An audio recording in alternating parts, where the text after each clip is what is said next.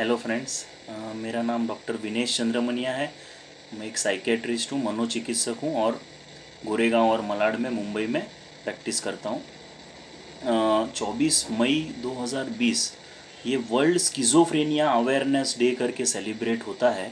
तो आज हम ये वीडियो के माध्यम से स्किज़ोफ्रेनिया के बारे में कुछ जानकारी मैं आपको देने का कोशिश करूँगा। जो स्किज़ोफ्रेनिया की जो बीमारी है, ये schizophrenia does not mean double personality और स्प्लिट पर्सनालिटी। स्किज़ोफ्रेनिया का मतलब होता है स्प्लिट माइंड, ड्यूअल माइंड। और ये एक तरह का मानसिक बीमारी है। स्किज़ोफ्रेनिया जो है एक मानसिक बीमारी है और हमारे मस्तिष्क में, हमारे दिमाग में कुछ केमिकल्स, कुछ न्यूरोट्रांसमीटर्स का डिस्टरबेंस होने की वजह से आमतौर पे ये बीमारी होती है। स्किज़ोफ्रेनिया 100 में से 1 जन को होता है, लेकिन यहाँ ये जो बीमारी है ये थॉट और बिहेवियर डिसऑर्डर का कैटेगरी में आता है। जो इंसान है, जो व्यक्ति है, उसका थॉट प्रोसेस डिस्टर्ब हो जाता है, उसके आचरण में बहुत सारा तकलीफ़ होता है, उसके बिहेवियर जो है वो पूरा डिस्टर्ब हो जाता है। और इसकी वजह से ये ऑब्वियसली डॉक्टर के वहाँ पे क्लिनिक में ये ज़्यादातर देखने को मिलती है। स्किज़ोफ्रेनिया में जो कारण है, जैसे सबसे पहला कारण है वो है न्यूरोकेमिकल या न्यूरोट्रांसमीटर का इम्बैलेंस हो जाता है। हमारे दिमाग में कुछ केमिकल्स डिस्टर्ब हो जाते हैं। डोपामिन नाम का जो केमिकल है वो बढ़ जाता है और इसकी वजह से ये बीमारी होता है। दूसरा कारण है कि अनुवांशिक या हेरिडिटरी जेनेटिक, अगर हमारे फैमिली में किसी को कोई तरह का मानसिक बीमारी है या स्किज़ोफ्रेनिया का बीमारी है तो हम में वो बीमारी होने का संभावना या कोई भी तरह का मानसिक बीमारी होने का संभावना बढ़ जाता है। और तीसरा जो कारण है वो है स्ट्रेस रिलेटेड। तो क्योंकि स्ट्रेस का जो डेफिनेशन है वो सबके लिए अलग अलग है, क्योंकि सबका कोपिंग मैकेनिज़्म अलग है, टॉलरेंस अलग है। तो जैसे ही हमारा कोपिंग मैकेनिज़्म एग्जॉस्ट हो जाता है और स्ट्रेस ज़्यादातर बढ़ जाता है तो केमिकल्स जो है दिमाग के वो कम ज़्यादा होने का या उसमें असंतुलन आने का संभावना बढ़ता है और कोई भी तरह का मानसिक बीमारी होने का शक्यता जो है, संभावना बढ़ जाता है।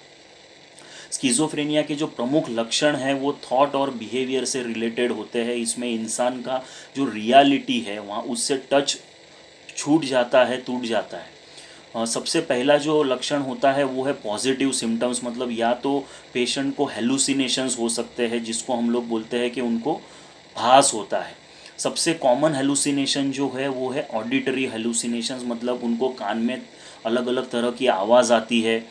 जैसे कोई बात कर रहा है, उनसे कोई बुला रहा है और कोई आजू बाजू न होते हुए भी उनको ये हमेशा भास होते रहता है। तो ये ऑडिटरी हेलुसिनेशन है। दूसरा जो लक्षण है वो है डेल्यूजन्स। डेल्यूजन्स मतलब कि भ्रम होता है उनको। कुछ हम कितना भी उनको कन्विंस करने का कोशिश करेंगे फिर भी वो भ्रम उनका जाता नहीं है दिमाग में से।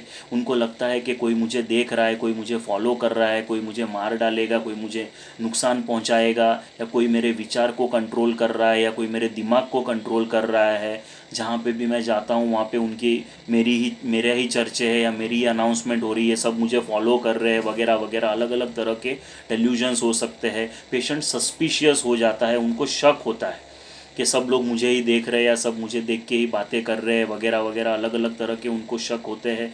उनका स्वभाव में भी डिस्टर्बेंस हो जाता है, क्योंकि ये शक, ये डेल्यूजन्स और हेलुसिनेशंस की वजह से उनको कभी कभी वो एग्रेसिव हो जाते हैं, वायलेंट भी हो जाते हैं। उनका नींद डिस्टर्ब हो जाता है, उनका रूटीन जो है वो डिस्टर्ब हो जाता है। कभी कभी वो लोग बहकी बहकी बातें करते हैं या कभी खुद से ही बातें करते हैं या खुद से ही हंसते रहते हैं। ऐसे भी हम पेशेंट्स में ये इस तरह के भी लक्षण हम लोग देख सकते हैं।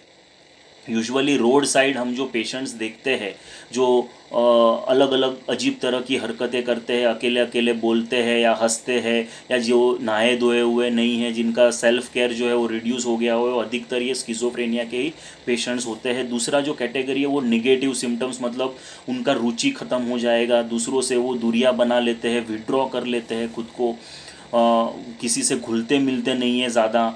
अपना सेल्फ केयर जो होता है हमारा, नहाना धोना या हाइजीन जो है वो उसका ख्याल नहीं रख पाते हैं। कभी कभी उनको उदासीपन भी हो जाता है और वो अकेले अकेले रहना ही ज़्यादा पसंद करते हैं, ज़्यादा बातचीत नहीं करते हैं। और तीसरा जो कैटेगरी है वो है कॉग्नाइटिव सिम्टम्स, मतलब जो उनको याद शक्ति के रिलेटेड या मेमोरी से रिलेटेड उनको तकलीफ़ होती है, वो भूल जाते हैं, छोटी छोटी बातें भूल जाते हैं, वो कंसंट्रेट नहीं कर पाते हैं कोई भी चीज़ में या उनके ऊपर फोकस नहीं कर पाते हैं, तो ये कॉग्निटिव सिम्टम्स होते हैं। और इसका अभी ट्रीटमेंट क्या है, तो ट्रीटमेंट में सबसे पहला जो प्राइमरी ट्रीटमेंट है वो है मेडिसिन्स द्वारा हम लोग ट्रीटमेंट करते हैं, जिसको हम लोग एंटी साइकोटिक मेडिसिन्स बोलते हैं। और ये जो मेडिसिन्स या दवाइयाँ हैं वो जो भी न्यूरोट्रांसमीटर हमारे दिमाग के असंतुलित हो गए हैं, गड़बड़ हो गए हैं, उसको बैलेंस करने का काम इसके द्वारा होता है। और ये प्रमुख ट्रीटमेंट है, ये ट्रीटमेंट का बेस है। मेडिसिन्स की ट्रीटमेंट आज इतनी एडवांस हो गई है कि अधिकतर पेशेंट्स को मेडिसिन की ट्रीटमेंट से ही फ़ायदा हो जाता है। दूसरा जो ट्रीटमेंट है वो ECT ट्रीटमेंट या इलेक्ट्रोकन्वल्सिव थेरेपी। जो पेशेंट्स को ज़्यादा एग्रेशन है, वायलेंट है, सुसाइडल विचार है उनको, या ज़्यादा उनको हेलुसिनेशंस और डिल्यूजन्स है, तो उसको तुरंत कंट्रोल करने के लिए, छोटे समय में, कम समय में हम लोग उसको कंट्रोल करने के लिए इलेक्ट्रोकन्वल्सिव थेरेपी का ट्रीटमेंट देते हैं, जो कि बहुत ही अच्छा और गवर्नमेंट अप्रूव ट्रीटमेंट है। काउंसलिंग के माध्यम से हम लोग पेशेंट्स को और फैमिली मेम्बर्स को एडुकेट करने का काम करते हैं, उनको ये बीमारी के बारे में समझाते हैं, क्या करना है क्या नहीं करना है, और जो भी बीमारी से रिलेटेड जितनी भी इंफॉर्मेशन है वो हम लोग प्रोवाइड करते हैं। क्योंकि ये जो स्किज़ोफ्रेनिया की बीमारी होती है उसमें फैमिली मेम्बर्स या केयर गिवर्स का बहुत बड़ा रोल होता है, बहुत बड़ा अहम रोल है। क्योंकि पेशेंट्स जो है उनको इंसाइट नहीं है अपनी बीमारी में, इसकी वजह से वो लोग ट्रीटमेंट ले नहीं पाते हैं या वो रिफ्यूज़ करते हैं ट्रीटमेंट को, और इसकी वजह से फैमिली मेम्बर या केयर गिवर का बहुत बड़ा रोल है। तो केयर गिवर का हम लोग साइको एडुकेशन करते हैं, काउंसलिंग भी करते हैं, और जिसकी वजह से पेशेंट जो है वो ट्रीटमेंट में रहते हैं। और जैसा ही रेगुलर ट्रीटमेंट का कोर्स कंप्लीट करते हैं तो बहुत सारा पेशेंट्स इसमें अच्छे भी हो जाते हैं, वापस अपना जो भी जॉब है, काम है, वो भी वो कर सकते हैं। और इसके अलावा इसका मेन जो भी ये बीमारी से रिलेटेड मिसकंसेप्शंस है या गलत फहमियाँ है वो दूर करना बहुत ज़रूरी है। एक गलत फहमी ये है कि ये बीमारी के जो पेशेंट्स होते हैं वो बहुत ख़तरनाक होते हैं या डेंजरस होते हैं, ऐसा कुछ भी नहीं है। जब उनमें एग्रेशन या वायलेंस आता है तो हमको थोड़ा केयरफुल रहने की ज़रूरत है, डॉक्टर के पास लेके जाना है और प्रॉम्प्टली उसका ट्रीटमेंट करने की ज़रूरत है। दूसरा गलत फहमी ये है कि ये जो पेशेंट्स होते हैं ये कभी काम नहीं कर सकते हैं, ऐसा कुछ भी नहीं है। ये पेशेंट्स जो है वो अगर हम लोग अच्छे से उनको ट्रीटमेंट देंगे, टाइमली ट्रीटमेंट देंगे, तो वापस अपना जॉब या जो भी कामकाज है वो ये आराम से कर सकते हैं।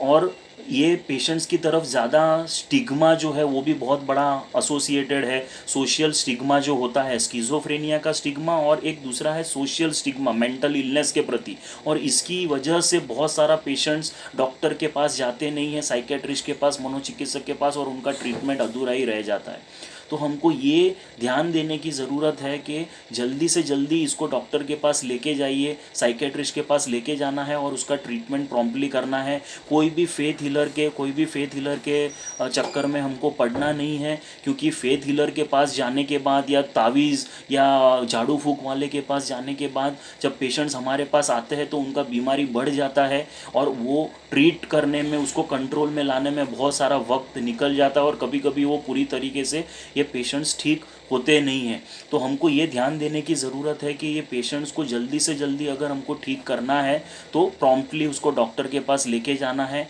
और उनका ट्रीटमेंट करना है। ये तंत्र मंत्र का विद्या जो है या जो भी ट्रीटमेंट है उसमें हमको पढ़ने की कोई ज़रूरत नहीं है।